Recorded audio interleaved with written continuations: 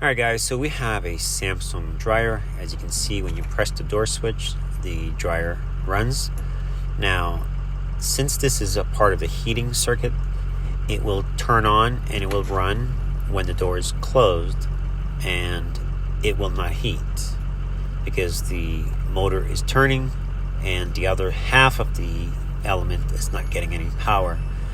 So anyways, just follow along and see how I fix this. Normally it is either fixed by replacing the board, the relay, or doing a tap on it like you'll see me do. Thanks for watching.